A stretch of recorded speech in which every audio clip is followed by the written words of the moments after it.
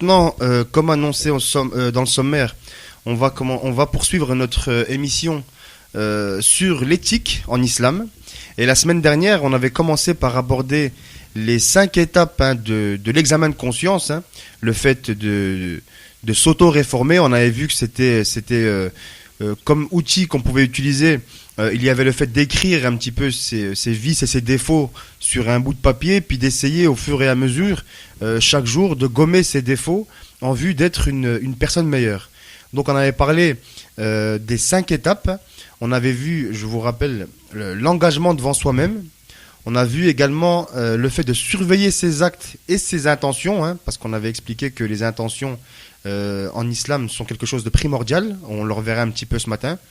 Et puis on avait également vu le fait, comme 3e étape, de se demander des comptes à soi-même pour éviter de renouveler les mauvais actes. Donc ce matin, nous allons voir les deux dernières étapes de l'examen de conscience et on va parler du blâme. Alors est-ce que vous pouvez nous en dire un petit peu plus là-dessus? Et puis si vous avez des références, n'hésitez pas à nous les donner. Tout d'abord, assalamu alaikum à tous ceux qui nous écoutent. Effectivement, donc là on accède au niveau qui s'appelle le blâme. Donc on va être amené à un moment donné, après avoir fait le bilan de ses actions, on va s'apercevoir qu'on a respecté ou pas l'engagement qu'on avait pris au départ devant nous-mêmes. Eh bien, on va être amené, au cas où on n'aura pas respecté les choses, à se blâmer. Alors c'est très important. Il va s'agir de se réprimander soi-même. Et donc, c'est cette façon de faire des choses. Dans le Coran, en fait, si vous voulez, Dieu il en fait référence au verset 1 et 2 de la sourate 75. Et Dieu fait référence donc à cette étape-là où la personne se blâme. Le verset, il dit la chose suivante. Non, je jure par le jour de la résurrection, mais non, je jure par l'âme qui ne cesse de se blâmer. Donc finalement, le blâme va constituer une étape dans l'acquisition, dans la purification de l'âme, pour l'acquisition des bonnes qualités. D'accord. Assalamu alaikum à tous nos auditeurs. Bon, j'aimerais bien rajouter par rapport au blâme, c'est le fait de dire qu'on a mal agi, qu'on n'a pas bien fait, qu'on a été à l'encontre des des devoirs de Dieu, des obligations divines. Et cette chose-là, on pourrait penser de se dire ouais, je suis pas une personne bien et tout. En fait, c'est une bonne chose. Ça fait partie de l'éducation de l'âme. C'est ça, se blâmer. C'est le fait de reconnaître qu'on a fait des erreurs et de se le dire à soi-même et de ne pas se mentir à soi-même. D'accord, donc ne pas se blâmer dans n'importe quelle circonstance, simplement quand on a mal agi. Est-ce qu'on peut parler maintenant de la 5e étape de l'examen de conscience, Est-ce que vous pouvez tout d'abord nous le citer et puis nous en parler un petit peu? Dans la continuité, une fois qu'on s'est blâmé, qu'on a reconnu qu'on a mal agi, qu'on a constaté qu'on n'a pas bien agi, donc on doit faire ce qu'on appelle réparer cette erreur, ces erreurs. Et donc le Coran, il nous dit dans la sourate 29 au verset 69, quant à ceux qui font des efforts pour notre cause, nous les guiderons sur nos sentiers. Dieu est en vérité avec ceux qui font le bien. Donc ce verset-là, il est clair, il montre clairement que Dieu aime ceux qui se réforment et qui cherchent à se corriger. D'accord, alors on va essayer juste de rappeler quelque chose d'important par rapport à l'éthique. Je voudrais juste revenir un petit peu sur les actions et les intentions. Alors est-ce que c'est quelque chose qui est en islam dissociable ou est-ce que ça va ensemble? Alors, il faut savoir que de toute façon, avant toute action, il y a forcément une intention qui la précède. Si on est amené à agir de telle ou telle manière, on va être amené finalement au départ à avoir une certaine intention. Donc on peut très bien agir en bien, mais avec une mauvaise intention par exemple. Et ce qui compte d'un point de vue de l'islam, c'est l'intention en tant que telle. C'est sur ce critère-là qu'on sera jugé le jour de la résurrection.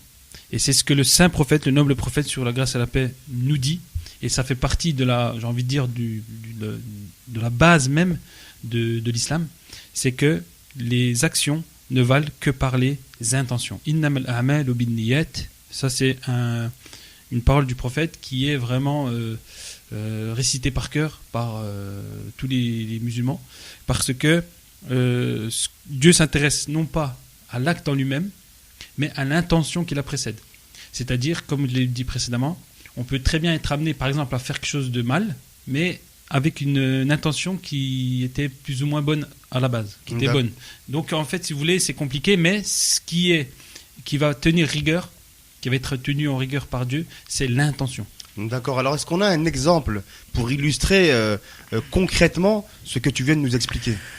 Donc pour que les gens comprennent un peu le fait d'avoir une bonne intention dans l'action, on veut prendre l'exemple tout simple d'une personne qui va avoir une partie de son argent, qui va la donner en aumône à un pauvre devant les gens, en présence d'autres personnes. Et donc, quand on voit cette action-là, tous les gens qui seront autour vont être amenés à dire de cette personne qu'elle est très généreuse, qu'elle fait preuve de générosité. Mais quand on va sonder l'intention, en fait, on va s'apercevoir que cette personne-là, elle ne faisait pas pour satisfaire Dieu, mais le faisait simplement pour que les gens disent d'elle qu'elle est généreuse.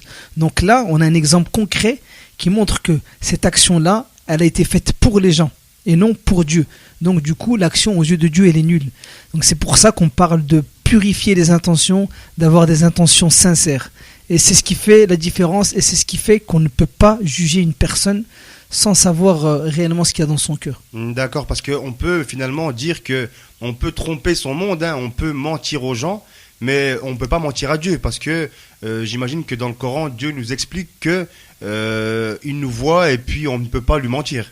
Exactement, c'est ce qui est répété maintes et maintes fois dans le Coran, c'est-à-dire que Allah surveille nos actions et nos pensées les plus secrètes, et j'en veux pour preuve le premier verset d'ailleurs de la sourate 4 qui dit, ou bien le verset 14 de la sourate 36, il me semble, qui nous dit, ou 96 plutôt, qui nous dit sait-il pas que Dieu voit tout? C'est-à-dire que voilà. Et dans plusieurs autres versets, il suffit d'ouvrir le Coran et on s'aperçoit très vite que l'un des attributs de Dieu, c'est par exemple celui qui sait tout, ou celui qui est au fait de toutes choses. Voilà. Et le musulman, il a conscience qu'il est sous le regard de Dieu, et par conséquent, ça l'amène à avoir des intentions bonnes, qui va l'amener par la suite à agir en bien. D'accord. Alors juste avant de faire notre courte pause coranique, si vous avez peut-être un hadith pour nous illustrer ces versets du saint prophète sur la grâce et la paix, à nous citer, puis après on fera notre courte pause coranique. Oui, bien sûr, le prophète, que la prière et la paix de Dieu soient sur lui ainsi que sur sa sainte famille, s'est adressé à son fidèle compagnon Abu Dar al-Ghifari et lui a dit: Ô Abu Dar, adore Dieu comme si tu le voyais, car quand bien même que tu ne le vois pas, lui, en parlant de Dieu, il te voit. Donc, subhanallah, ce hadith-là du saint prophète nous explique que le Dieu est présent et qui sont nos intentions et que ça nous amène à agir en bien. Après vous avoir cité et puis expliqué ce qu'étaient, selon l'éthique musulmane, les 5 étapes de l'examen de conscience, on va maintenant aborder et finaliser ce thème du jour. Mais est-ce qu'on peut dire finalement que pour l'examen de conscience, pour qu'on puisse s'auto-réformer et devenir quelqu'un de bien, il faut ni plus ni moins utiliser sa raison? Effectivement. Dans ce travail-là, qui est effectivement pas évident et qui prend toute la vie finalement, ce travail de purification et qui a pour but de nous anoblir nos comportements, nos qualités. Et donc effectivement, on va avoir un outil précieux qui va être vraiment nécessaire, même fondamental dans ce travail-là, qui s'appelle la raison, l'intelligence, qu'on appelle en arabe l'aql. Alors étymologiquement, la raison, aql, ça vient d'un terme en arabe, iqal, qui signifie une corde que les bédouins utilisaient pour attacher leur chameau.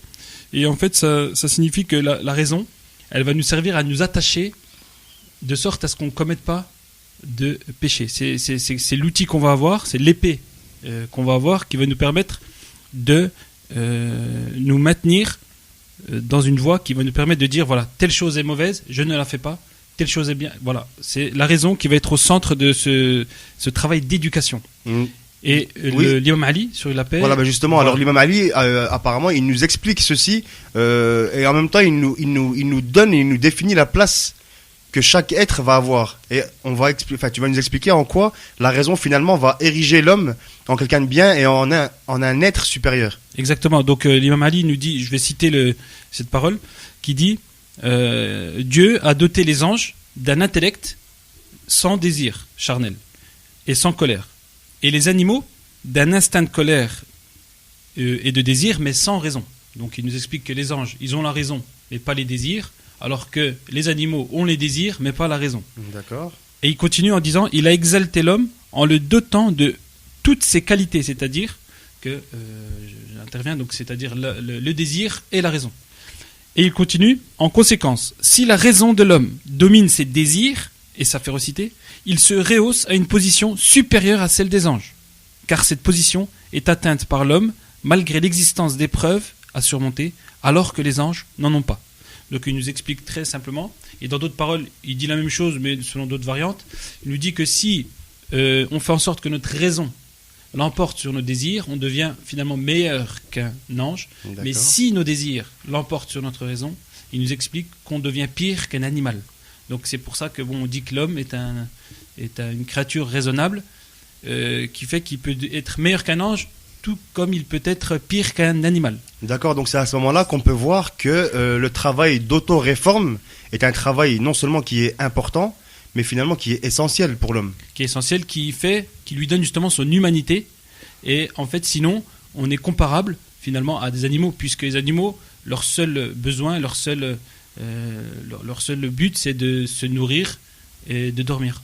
Alors que nous, l'homme, on est doté de choses très, très, très nobles, comme la raison. Voilà.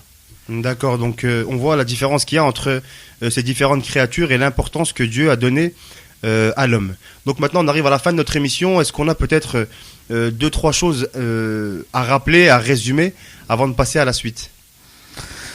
Donc pour conclure concernant cette émission consacrée à l'éthique, donc c'est pour montrer l'importance du travail d'auto-purification, qui nous élève au rang d'homme avec un grand H et qui nous permet d'avoir un certain contrôle sur nous-mêmes, et par conséquent, quand on se contrôle soi-même, on peut dire qu'on est libre, on n'est pas esclave de nos passions et de nos instincts. Donc c'est pourquoi l'imam Ali, sur lui la paix, disait: combat tes désirs par l'épée de la raison. D'accord, donc l'épée de la raison, oui. Peut-être Hicham, une dernière chose à ajouter. Dernière chose, c'est à titre de remarque, c'est-à-dire que ce travail de purification, de réforme, pour accéder à vraiment à des qualités, eh bien, c'est pas forcément le lot simplement de religieux ou encore moins de musulmans. L'imam Ali nous explique que même si on croit pas en Dieu, même si on ne craint pas l'enfer, même si on n'espère pas le paradis, on sera tout de même forcé d'acquérir de nobles caractères, parce que, comme dit-il, c'est la voie du salut et c'est pour accéder au repos ici-bas. On sera obligé finalement d'être bien vis-à-vis de soi-même, vis-à-vis des gens, etc. Donc ce travail-là d'autoréforme, simplement d'un point de vue religieux, il a des critères précis, il y a une pédagogie précise, et on a des outils qui lui sont propres, puisque, comme on l'a dit, étant donné qu'on croit en Dieu, on sait qu'il nous surveille, donc ça nous amène à mieux avoir le dessus sur nous-mêmes, etc. Donc simplement qu'en religion, on va avoir plus d'outils qui vont nous permettre d'accéder plus rapidement, plus efficacement à des bons résultats. Simplement. Mais c'est quelque chose d'universel. Voilà, c'est ce que je voulais ajouter. D'accord, merci pour ces précisions, merci à vous. اللهم إني أسألك وأتوجه إليك بنبيك نبي الرحمة محمد صلى الله عليه وآله